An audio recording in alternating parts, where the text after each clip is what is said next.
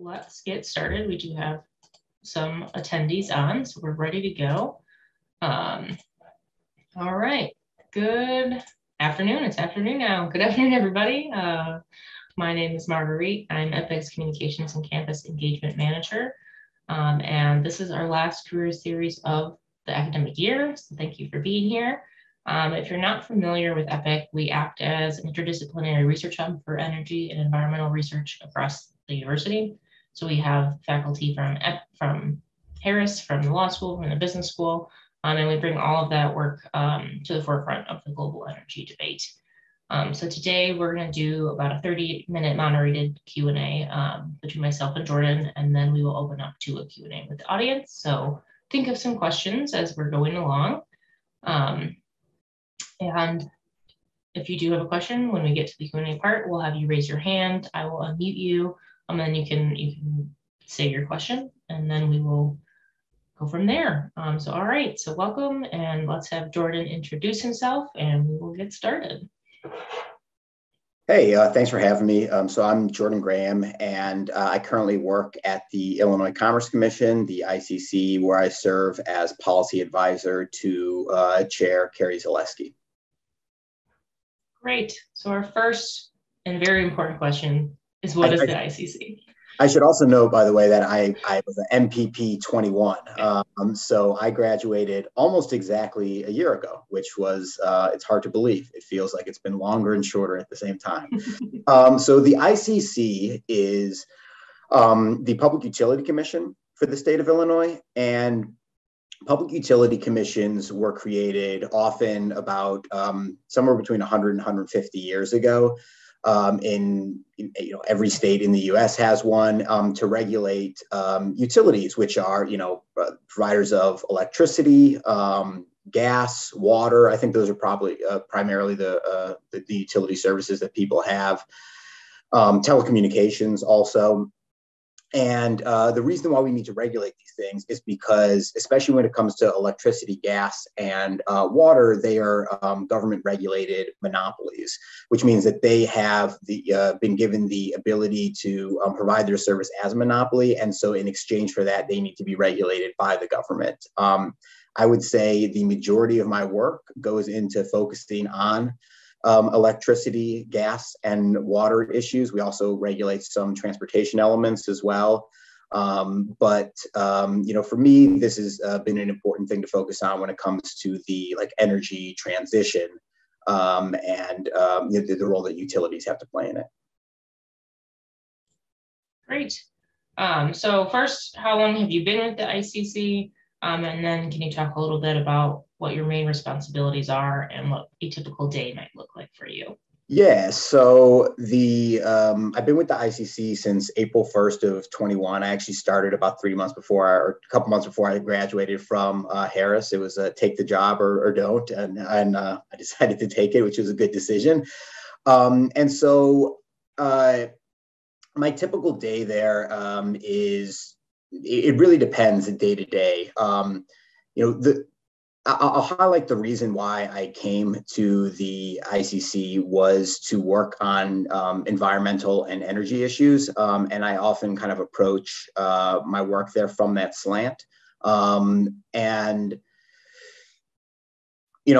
A big part of that is working in dockets. The different utilities need to bring dockets before the commission to vote on to anytime they want to spend money. And so there are often energy or environmental issues or things that are involved with the energy transition involved in those dockets. So that's anything from how do we prepare for EVs coming onto the grid to, how do we compensate distributed solar or distributed energy, to the very basic is how do we allow these utilities to earn money for the different things that they're building, which would be, in a rate case. And so working in those dockets is a big part of what I do. I'm also sit on interagency working groups, including one for trying to promote electric vehicles deployment in the state, another for trying to electrify the state fleet of Illinois, and another one to try to determine how we're going to apply for federal grant funding that's coming down through IIJA. I help work on the administrative functioning of the agency. I help prep the chair for speaking events. I sit on federal advisory meetings for our federal policy team. And then one of the other really cool things that I'm able to do is I meet with outside interests that are not currently involved in docketed proceedings before us. And a lot of time that is the private sector that basically needs some sort of regulatory change to ensure that their business is functioning the way that they want it to. And they might come before us and say like, hey, like this is an issue of ours. And as long as that's outside of a docketed proceeding, there's no docketed proceeding in front of us, that's fine.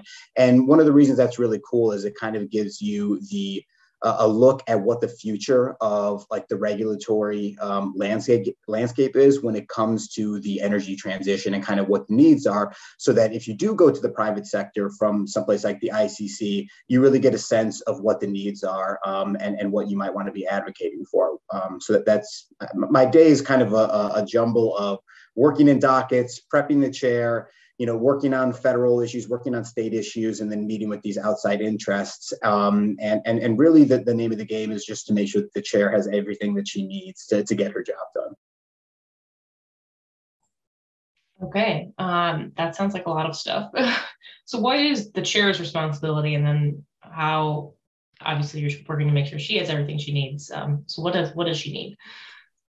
Yeah, I mean, the name of the game is always on the commission. So I should explain that the commission is like a commission of 5 commissioners, and then there's staff. And sometimes we work together and sometimes we have to work separately because staff can be a party to a docket that the commissioners are voting on.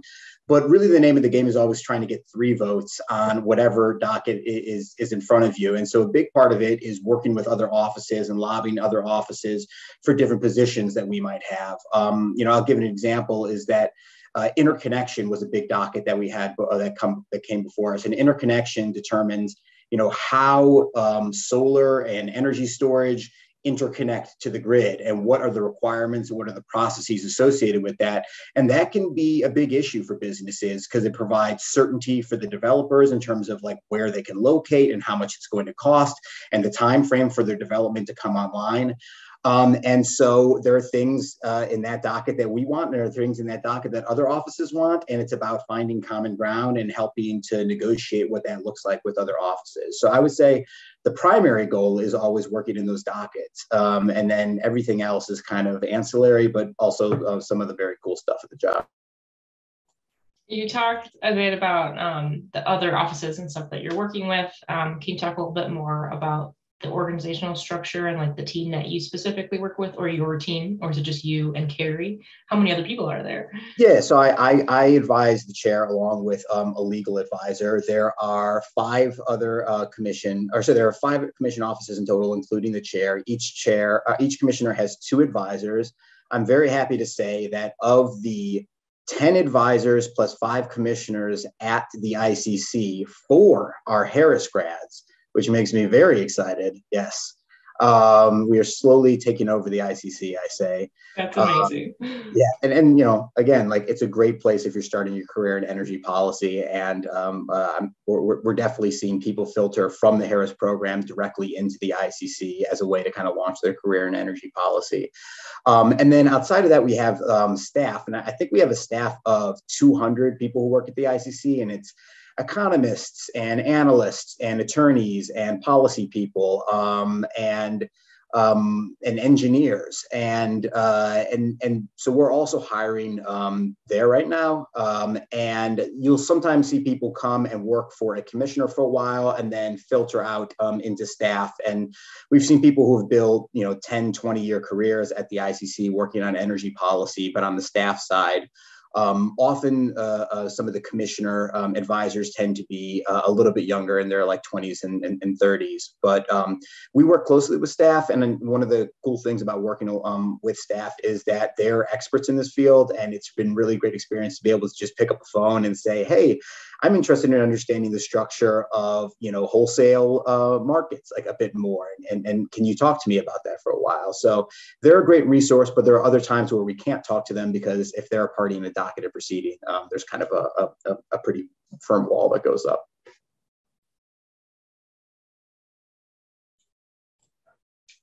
Okay.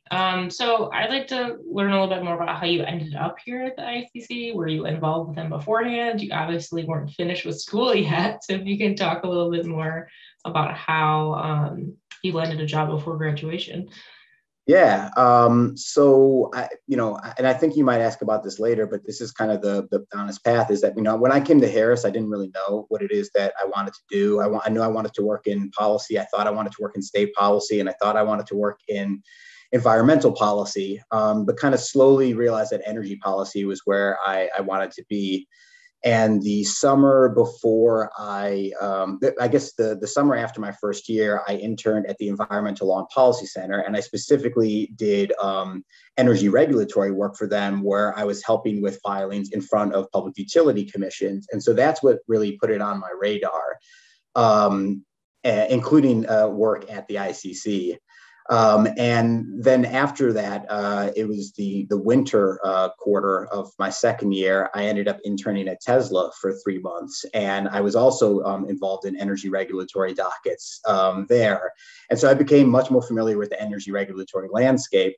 And I was doing my thing where I was freaking out because I wasn't sure I was going to get a job anywhere. And I opened up Harris Link, and I saw that this Illinois Commerce Commission was hiring a policy advisor, and I kind of knew what that was, didn't 100% knew what the job was, and I took a shot in the dark and applied, and they interviewed me, and I got the offer about a week later, and they told me, hey, you're going to have to unfortunately leave your Tesla internship, and you're going to have to start April 1st.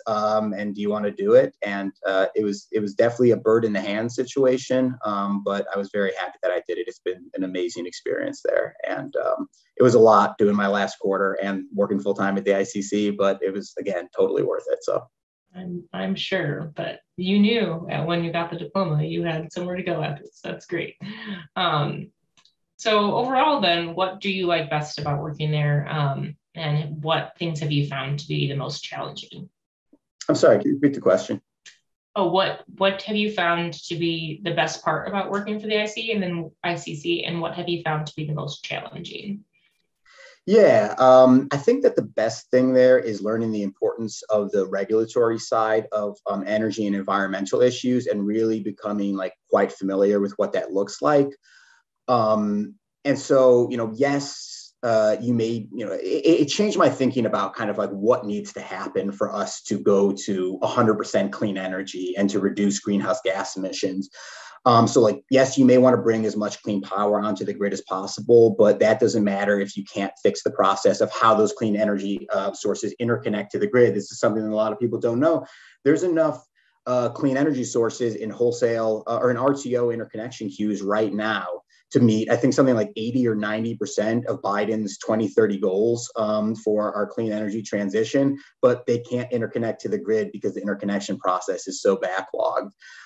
Yes, you may want to bring EVs and distributed solar onto the grid as quickly as possible, but how does that conflict with regulatory principles of, say, cost causation, meaning that the customers who cause the costs to the grid also should have to pay for those costs? And so it's been a great kind of tutorial in terms of working to find regulatory vehicles to want to accomplish aims of decarbonization and moving towards clean energy, but also doing it fairly, fair to the utility and their right to earn, fair to the customers in terms of not putting too much burden on them, and trying to keep costs fair.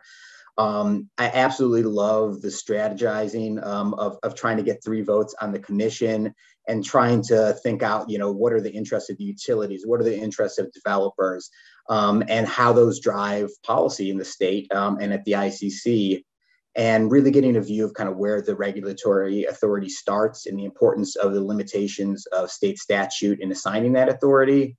And then last, I absolutely love the interagency work. It's funny, I was a journalist in a prior life, I should say, prior job, and really spent a lot of time writing about government, and never really knew how much I'd love working in government, but I really love the interagency work too. I love working with different agencies and coordinating and doing all these things.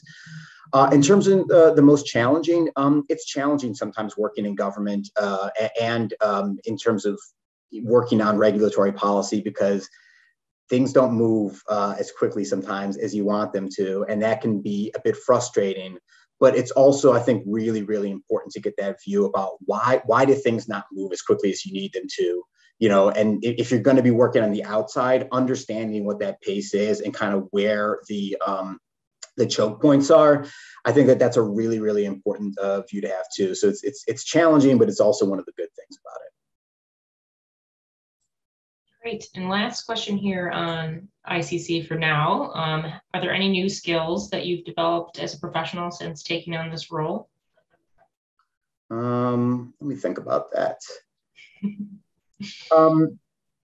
I think probably the most important skill that I learned there was, again, learning what works and what doesn't work in terms of trying to get other commission offices on board with what you want to do, or other stakeholders on board, and so it's a different type of strategic thinking. What does this office want? How does this align with what we want?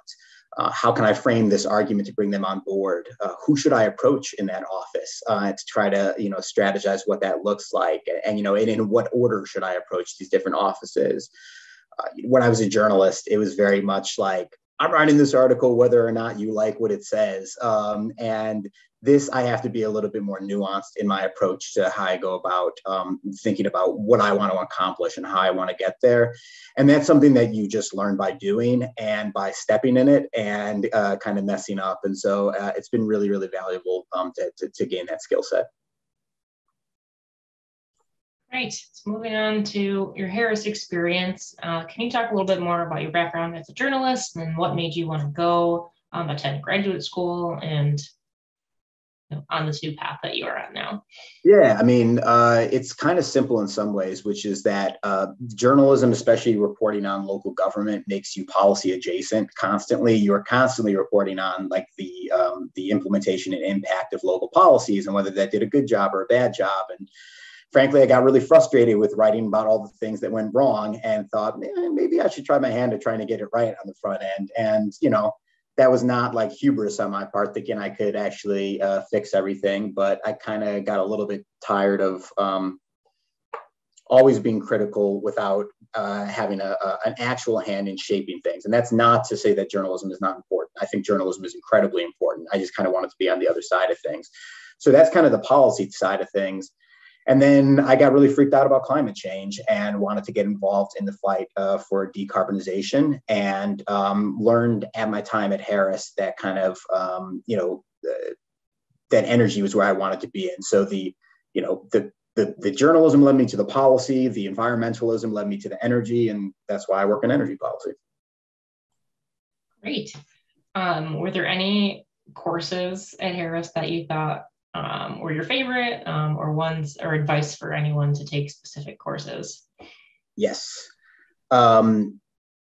So highly recommend the energy law course at the law school. I learned in that course the basis for utility regulation and some of the jurisdictional and cost allocation issues that I find very important in my current job. I took an energy economics and policy class with Don and Steele, and I learned how utilities make money in that, and also learned about things like the levelized cost of energy, which is still something I use to this day. I took human behavior and energy policy with Kim Wolski. Kim was an absolute rock star. I love her. And I learned about how to design programs with people in mind, which I thought was incredibly important. I took Management Matters with John Burroughs, learned strategies for negotiation, very important in my current job. I also learned how to ask for more money as part of salary negotiation. That alone is well worth your while in terms of taking that course, continues to pay dividends. And then the last one I really loved was crime prevention with Jans Ludwig, which is something that I would recommend every single Harris student take, because one of the great things about it is that you learn how to write a really succinct policy memo to argue your point when you have conflicting information. And I see a lot of people who really write these really long bits of recommendation, or saying, provide us with 6 pages or 10 pages or 15 pages of like, this is where our office sits on this issue. When you are advising a chair, like I am, or a commissioner, being able to provide them a one-page thing and saying, this is what our thoughts are on this, and this is, this is why we think you should agree with us as your advisors, incredibly important. People are really busy, and so if you can provide them something really succinct, that's really important. I also want to note that generally the economics background that I gained at Harris has been really, really important. And that, I wasn't really sure how the core would come into play. But for instance, right now, one of the things we're looking at in wholesale energy markets is the shape of the demand curve in the wholesale markets, and how that sends price signals to different energy producers, or I should say the shape of the demand curve in capacity markets. Turns out that's really, really important in terms of sending the proper price signal. And I don't think I would understand what the heck they were talking about if it weren't for kind of the core education in Harris. And so I'd say really paying attention to kind of the economics in the core is also something really important. Awesome. That was a lot. So were you involved in anything at Harris or outside of Harris during your time at graduate school that added to your skills or interests in energy? Yeah, well, I definitely have to give a plug for the Harris Energy and Environmental Association. I was co-president of that my second year. It's a great place to meet people and network, not only amongst your classmates, but you help organize events for there. And so you get kind of an excuse to go bug anybody in the energy space who you want to come talk with you. And then you kind of have that person in your Rolodex and, connect with them on LinkedIn, and they know who you are. And I always think networking is a really important part of what happens at Harris. And so I think that it gives you a great excuse to do that. And then, my internships were the thing that really, really, I think helped propel me to a career in energy. And I interned a lot. I interned at Environmental Law and Policy Center for 6 months. I interned with Representative Sonia Harper as a state legislator in Illinois for 3 months. And then I interned at Tesla for 3 months. And a lot of my classmates thought it was crazy kind of how much I was working while I was in school, especially Tesla was almost like a full-time job while I was in school as well. But I'll say that those experiences about the being able to apply what it was that I was learning at Harris were incredibly important, because Harris is really good at theory, sometimes not always the best at giving you the opportunities for application. So I think intern often is the thing. And I'd say I would start early and get a lot of little 3-month blocks of internships as you can, and gain a lot of experience and figure out what you like and don't like. I think those internships were for me the outside of class experience that were the most helpful. Great. Yeah. And your work with ELPC, that was as a Bartlett Fellow with EPIC, correct? That's right. Yeah, exactly. Great. Yep. So the Bartlett Fellowship is open to Harris students. We can help fund an external or internal fellowship. So that's a plug for that. I'd love if you could talk a little bit more about what you did do with the ELPC over the summer. So at ELPC, we were working on we're working on regulatory dockets and in policy in a number of Midwest states associated with two things. One was grid modernization, and the other thing was post-net metering value of solar. And net metering has been this policy to kind of spur solar on in the early years, where especially when it comes to distributed solar, which means kind of small scale solar, like rooftop solar that you might have, or community solar, the energy that they put back onto the grid, they were compensated at the same dollar per kilowatt hour level as they were when they consumed electricity. And that amounts to essentially a subsidy of it. It's been really great to kind of launch solar, but a lot of people know that it's not an accurate compensation for what the value that solar provides to the grid. And so there's been this kind of look at how do we move past net metering, and how do we actually compensate solar for the value that it provides to the grid? And so I got to work on ELPC and helping develop their policies about what they were going to advocate for in these dockets and what other states were doing. And a lot of that is one of the values that distributed solar has is that it actually turns out that it's really valuable to have it not this centralized generation, but rather have a lot of small generation throughout the grid. It's really good for reliability if the grid goes down. It's really good because there's like fewer wires that the electricity has to travel across to get from point A to point B, which it means that it stresses those wires a bit less. And so being able to look at like, what's this value that it provides and how do we compensate for that value? That was something that I did for ELPC, and I helped co-write a white paper when I was there about it. But I also got to kind of work in all these different regulatory dockets, which was a great peek into what I would be doing later at the ICCC.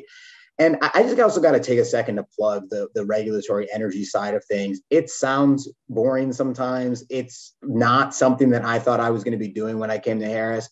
If you want to work in energy policy, there is almost no place that you can work better than regulatory policy. Unless you're going to go like work in DC and work for like the DOE or work for like, a lawmaker to help pass energy policy, working on the regulatory side of things is basically like where the game is when it comes to energy policy. And so being able to understand how these dockets work and how the regulatory system work, that was what ELPC gave me an insight in. And it was specifically with grid modernization and the value of solar, but it was really an education in how docketed proceedings work in front of regulatory commission. So.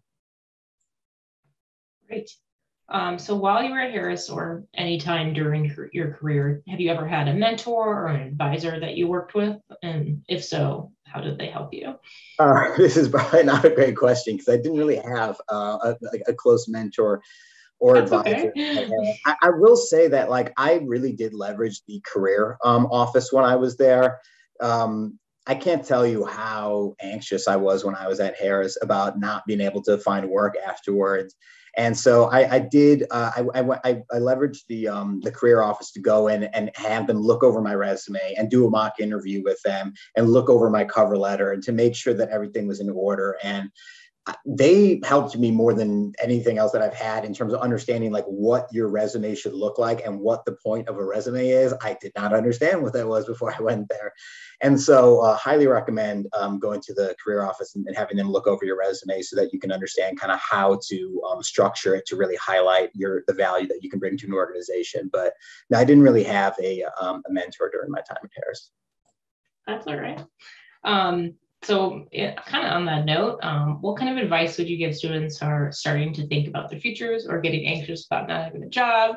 Do you have any advice for interviews or anything along those lines? Yeah, my first piece of advice is come work at the ICC. We need the bright, young Harris minds. We are hiring now. We're going to be hiring more in the future. Please check out our website. I cannot stress to you how great of a place it is to start off your career if you're interested in energy policy. So I think probably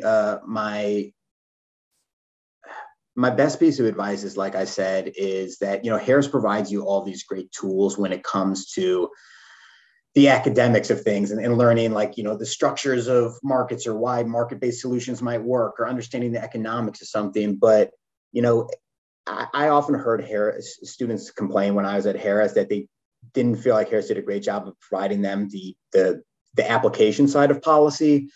And my only pushback to that is I think Harris does a great job of linking you with opportunities to get that experience, but it's up to you to kind of step through that door. And again, I'm going to sound like a broken record.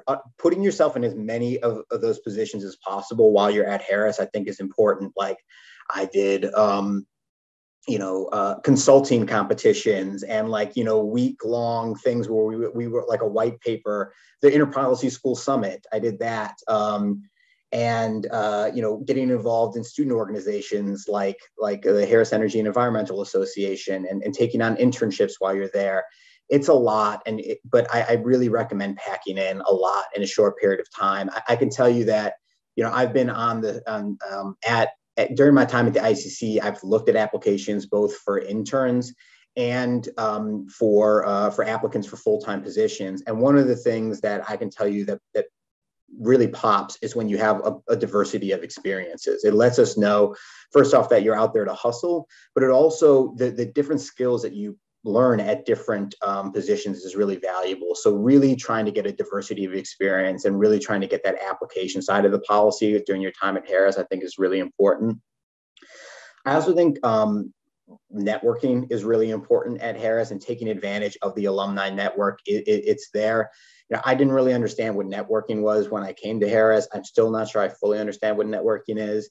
But the best thing is that you need to get on people's radar before there's an ask. You don't want to, the first time that you're reaching out to someone, to be asking them for an internship, or, hey, can you put me in contact with this person who I see you're connected with on LinkedIn for this. You want to get on their, you want to get to them a little bit earlier. And so being, constantly networking, going to events, and understand and being able to follow up with people afterwards, you'd be so surprised just reaching out to people, how willing people are to give you a half hour of your time. And we've had interns like that, where it was just somebody who reached out to me on LinkedIn and said, hey, can I get a half hour for a phone call? They'll hear what you did. And then later on, they'll apply for an internship. And it's like, well, that resume is going straight to the top of the pile, because I've already talked to that person and I know what they're about, and I know that they're like a good thinker. And so to me, these are the things that I would say is just, put yourself out there as much as possible in terms of trying to get some sort of professional experience while you're at Harris, and then also network as much as possible. And then I guess the last piece of advice is, everyone who I know who was at Harris, they ended up in good positions. So don't have as much anxiety as I did, because things are going to work out for you just fine. Great. So that's the end of our moderated Q&A part. So we will open it up to attendees. So again, if you have a question, please raise your hand and I will unmute you and allow you to talk. We do have a question in the Q&A box, which Jordan, you should be able to read, but I'm going to read it out loud so that everyone else can see it. This is from Havis. I'm sorry if I said that wrong. I am an admitted MVP international student. For someone who loves energy and environmental policy, I wanted to ask, do we get good career options across the globe? So Europe, Asia, etc. That's a question for you. The other question is, I wanted to ask how we can benefit from EPIC during our time at Harris. So I can answer that question. Do you want to take the first part? Yeah, I mean, I'm not in a position to say what it looks like to work in energy across the globe. I'm sure that the needs in, sub-Saharan Africa are different than in India, are different than in Illinois, are different than in, Malaysia. So I think that that's going to be difficult for me to say like what the most important thing is in different locations. I will say that like learning the fundamentals of like how the electric systems work, and kind of the value of like distributed versus centralized generation, or understanding kind of like why we still have need for fossil fuel generators, even as we're trying to move towards increasingly clean energy, why we can't do it all at once, understanding kind of where those pinch points are going to provide you a good background to understand, why, where there are needs in energy policy globally. Now, if you want to work in, solar development in India, I'm not sure how much you actually need to know those things versus like some of these things. Some of it boils down to like land use issues and things that are, not about the functioning of the grid. But I think that there are still opportunities for you at Harris to kind of go out and get these internships where you can learn about the way that these systems function. And then they're going to be broadly applicable, even if at different points in time, they're going to be, the grid is at different points. And I'll note that like, even within the US, the issues that the grid is facing in Hawaii is very different than what it is in Illinois. And so, but it doesn't mean that if I were going to Hawaii with my skill set that I would be unequipped for what their needs are there, because there are kind of some foundational issues. And so I would just recommend just kind of immersing yourself in like energy literature and the terminology, and getting more familiar with that. And I think that'll prepare you for a career no matter where you end up. In terms of benefiting from EPIC with your time at Harris, there are a number of ways you can do that. You can get involved with HIA, the Energy and Environmental Association at Harris. We partner with HIA all of the time. We've helped put on a climate journalism event last quarter, and just partner on events in general. We also put on public events that bring in some high profile speakers. So those are a good way to connect with EPIC. We do these types of events. And then we also provide internship funding for external internships, and then opportunities to work with our faculty, which are the Harris faculty and the law school faculty too. So those opportunities are available. But yeah, that's for the most part, that's that question. So if anyone else has more, please do raise your hand. Otherwise, I'm going to go back and ask a little bit more about some of the current issues that you're working on right now at the ICC. You were talking about EVs and stuff in the state. Can you talk a little bit more about where we are with that? What can we do? From a personal perspective, we got an electric car in the fall. So awesome. I just, want to know more information about what's coming down the line. Yeah. Yeah, I mean, I can't talk too much about this because we're going to have a docket of proceeding that's coming before the ICC in the near future. But, there's a staff report that's out that's open to the public about kind of where what they advise to have utilities file in their beneficial electrification plans.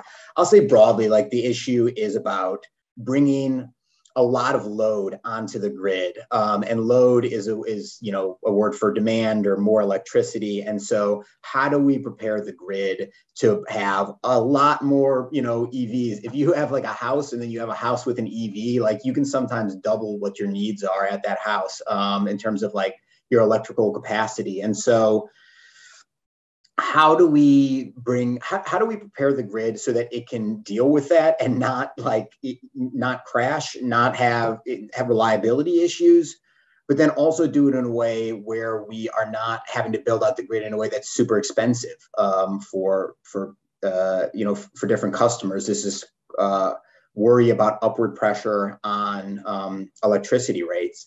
And so there's a lot of different ways that you can do that, manage charging programs, time varying rates that encourage people to charge like at night and at off-peak hours.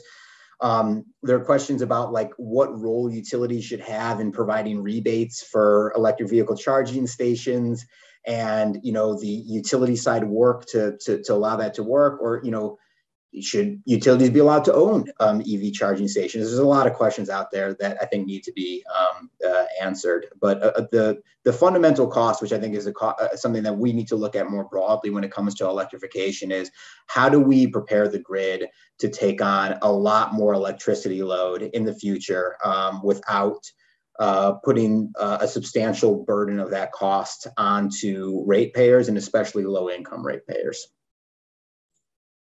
Are there any other current issues or trends in this utilities area that we should be aware of? Yeah, so one of the most important ones is how do we get to 100% clean energy and ensure reliability on the grid?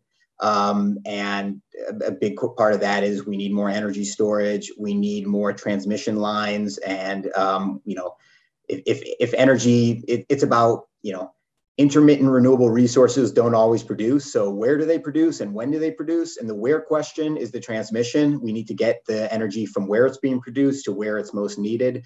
The when is the storage thing. We need to, get the energy from when it's being produced to when it's most needed. And so, figuring out the policies and including the regulatory policies that need to be in place to ensure that we're having more transmission and more storage is important. Along those lines, because renewable sources are intermittent in nature, on making sure that the grid is reliable and ensuring that reliability is kind of at the forefront of what we do. If the grid starts going down, we start having rolling blackouts because we're bringing renewable energy sources onto the grid faster than the technology or policies will allow for them, then and we start having blackouts because of that, where there's going to be a huge political backlash. And so we need to make sure that we're moving at the right pace to ensure reliability, because, that is our number one concern as regulators, making sure that people have electricity service. And then the question is, how do we do decarbonization in a way that's very reliable? And this is one of the big questions that we're facing in terms of the capacity markets right now, which I'm not going to go down that road. But if for anyone who's interested, I would say look at what's happening in the MISO capacity market right now and how that relates to retirement of fossil fuel generators. I think that's a really important question. The third thing is increasing costs. As we build out the grid, we know we need to build out the grid a lot more. We know that a lot of new technologies need to be put on the grid. How do we do that in a way that is, like I said, not putting a burden on ratepayers? And how do we do this in a way that's fair for everyone, including low-income residents? For whom, you know, their utility bills might be a very substantial portion of their income. And we need to be very thoughtful about that as we're moving forward. We can't just say like, hey, we need to do this as quickly as possible with no regard for what the impact is, because again, politically unpopular, and also we don't want to do that to people. And then the last thing that is really interested is that, you know, there's this change afoot about as I said, from centralized generation sources to distributed generation sources, the difference being like when you had a nuclear or a coal power plant, that is a generation source that's in one place and the energy is coming from that and it's going out to a lot of different places. Right now, you know, as we move towards more people having rooftop solar or community solar or energy storage at their location, like what does that look like in terms of how we plan the grid and what our needs are and the role of a grid in terms of being able to take that energy and take it to where it's needed and compensate, you know, instead of compensating this power plant, you know, this single 500 megawatt power plant, what happens when we have, you know, 10,000 different rooftop solar systems that collectively have, 500 megawatts. What does that look like and how do we compensate for them? And is that more valuable? Is it less valuable? How is it more valuable? How is it less valuable?